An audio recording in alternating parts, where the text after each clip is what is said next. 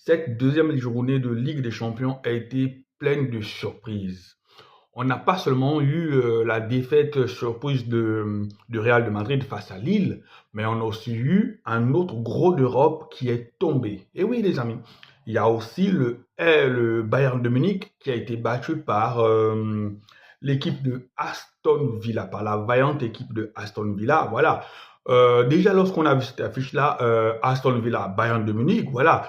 Si on se souvient bien, lors de la première journée, le même Bayern de Munich a eu à disposer de la modeste équipe de Dynamo Zagreb sur le score de 9-2. Et durant ce match-là, le serial buteur Harry Kane s'est fait plaisir avec un quadruplé, même si dans ce quadruplé-là, il y a eu 3 pénaltys, mais mettre 3 pénaltys dans un match, ce n'est pas évident. Il faut les mettre pour avoir le mental pour. Donc, la première journée, le Bayern a disposé de la modeste équipe des Zagreb, 9-2. Une équipe du Bayern de Munich offensive, une équipe du Bayern de Munich qui joue un beau football. Ils font un bon début du championnat en Bundesliga. Donc, tous les voyants, malgré qu'ils ont fait un match nul le week-end passé contre le Bayer Leverkusen, voilà, qui est le champion en titre d'Allemagne, mais tous les voyants étaient au vert pour qu'on assiste à la deuxième victoire du Bayern de Munich. Mais Aston Villa en a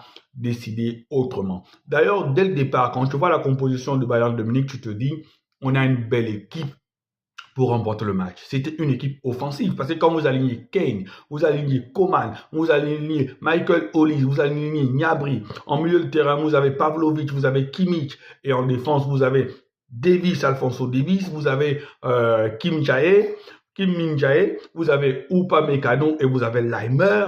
Et dans les buts, vous avez Manuel Neuer qui reste, ma foi, un très bon gardien. Eh bien, vous vous dites que vous avez là un rouleau compresseur pour écraser l'équipe de Aston Villa. Bon, écraser, c'est trop dire parce qu'on sait que en Angleterre, les équipes sont très bonnes. Et Aston Villa aussi fait un très beau début de saison. Donc, on avait là pratiquement deux équipes en forme.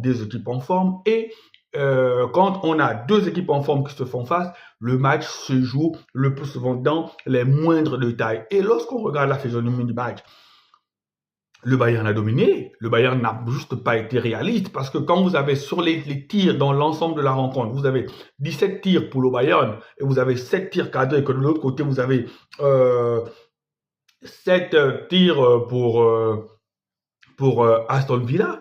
Vous avez une possession de 70% pour le Bayern de Munich. Vous avez 11 corners à 1.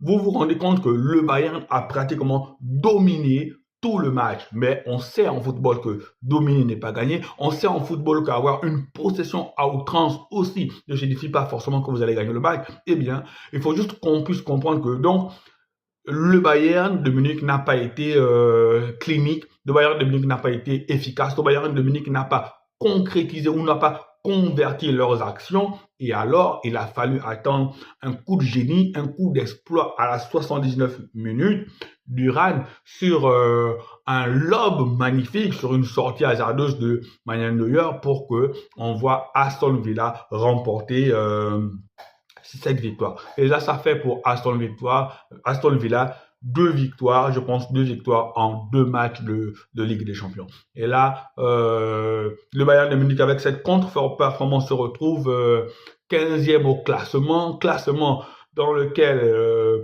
on retrouve 15e Aston Villa, on retrouve le FC Barcelone, je pense 16e, on retrouve le Real de Madrid 17e. Les gros d'Europe en ce moment, les gros d'Europe dans cette deuxième journée de Ligue des Champions sont en difficulté. Bon, il faut dire les choses telles qu'elles sont. On ne s'inquiète pas trop pour le Bayern. On sait que le Bayern va se retrouver dans cette première moitié de tableau. On sait que les équipes comme le Bayern, le Real vont finir dans les 8 d'Europe. Ça, y a pas de problème. Mais il faut qu'on savoure parfois ces petites victoires-là qui nous font quand même dire que le football est un jeu qui se joue à 11. Et lorsqu'on met de la volonté, lorsqu'on croit à ses chances, lorsqu'on se bat corps et âme, eh bien, on peut remporter un match de football, même face à une grosse équipe. Lille nous l'a prouvé, Aston Villa nous l'a aussi prouvé. Allez, ciao, prenez soin de vous.